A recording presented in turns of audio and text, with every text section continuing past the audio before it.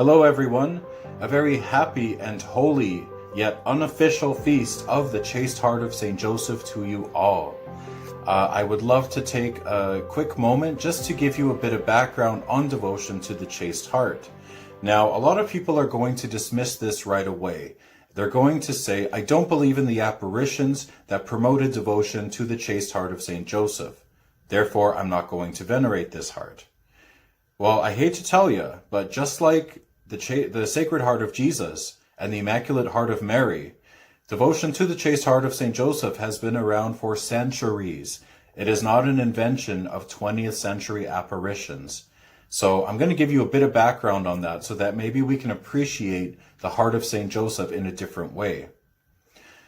Though not liturgically venerated in the Church, private devotion to the Chaste Heart of St. Joseph has been around for centuries, as was the case with the Sacred Heart of Jesus and the Immaculate Heart of Mary before their own official approval.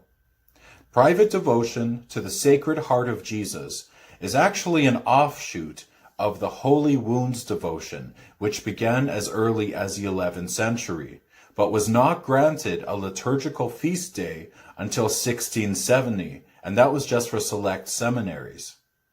Over time and little by little, the Church allowed for more places to celebrate the Sacred Heart of Jesus, but it was not until 1856 that Pope Pius IX officially established the Feast of the Sacred Heart of Jesus and made it obligatory for the whole Catholic Church.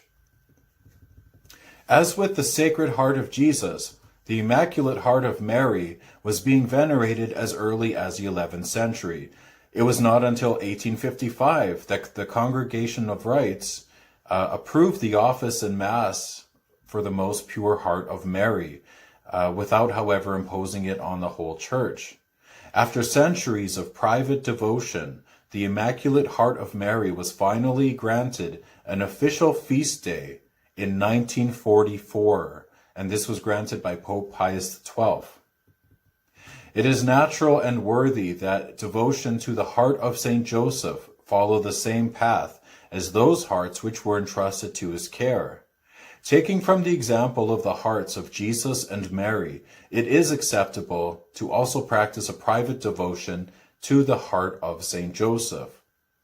You can reflect on the closeness of the marital and virginal hearts of Joseph and Mary, as given to us in the book of Genesis and in the Gospel of Matthew. When a man and woman get married, their hearts are brought together and become as one. So in the book of Genesis, wherefore a man shall leave father and mother and shall cleave to his wife, and they shall be two in one flesh.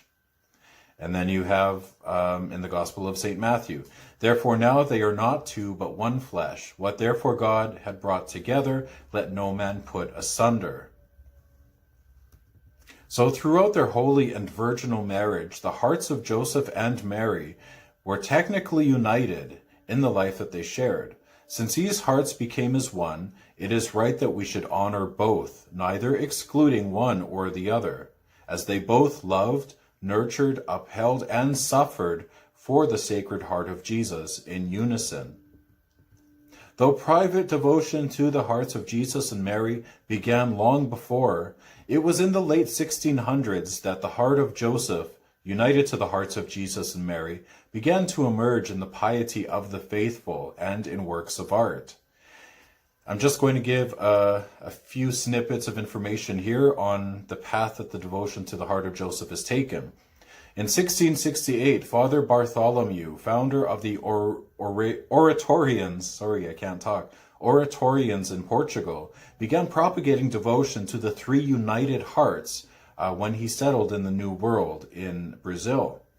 In 1744, a brotherhood was formed in Seville, Spain. They called themselves Slaves of the Heart of St. Joseph.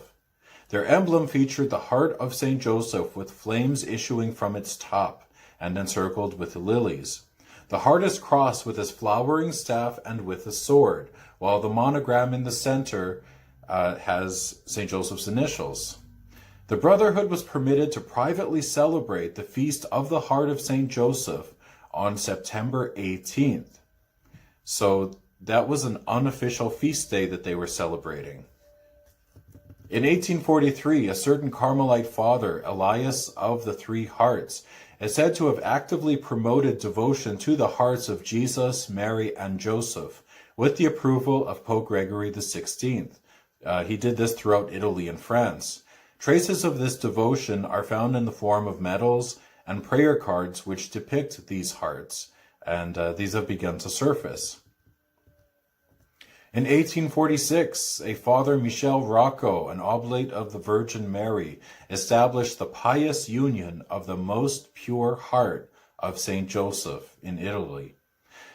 Throughout the 20th and 21st centuries, there have been alleged apparitions of Saint Joseph, notably in the United States and in Brazil, in which he implores the faithful to have recourse to his heart. In 2021, the year of Saint Joseph, as declared by Rome, devotion to Saint Joseph has finally begun to flourish on a global scale, and as a result, there has been a renaissance in Josephite art, including depictions of his most chaste heart.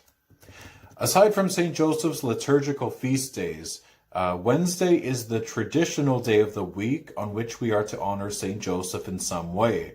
Now, Pope Benedict XV gave us a reminder in his letter Bonum Sane from 1920, reminding the faithful to honor Saint Joseph in some way every Wednesday. Because of this, it would be pious for us to celebrate privately a feast day for the chaste heart of Saint Joseph on the Wednesday after the Sacred Heart of Jesus. So, as we see, devotion to the heart of Joseph does go back a few centuries, and it has nothing to do with apparitions. Just like the Sacred Heart of Jesus, people had devotion to that heart long before the 17th century, when he began appearing, asking for people to consecrate themselves to his heart and practice the First Fridays. Same with the Immaculate Heart of Mary. Her heart has been venerated for centuries, long before she appeared at Fatima and asked people to honor her Immaculate Heart. Same goes for Saint Joseph. You don't have to wait for an apparition to tell you, or for a pope for that matter, to tell you to have devotion to the heart of Saint Joseph, because that wasn't the case with the Sacred and Immaculate Heart. So feel confident in your private devotions to the chaste heart of Saint Joseph. God bless you all, and may the most chaste heart of Saint Joseph smile upon you and give you the graces that you need at this time. I make a request that any men out there who struggle with the sins of impurity, and there are a lot of men out there who do. They might not talk about it because it is, shameful. But if any of you struggle with impurity, don't be afraid to talk to Saint Joseph. Pray to Saint Joseph's heart.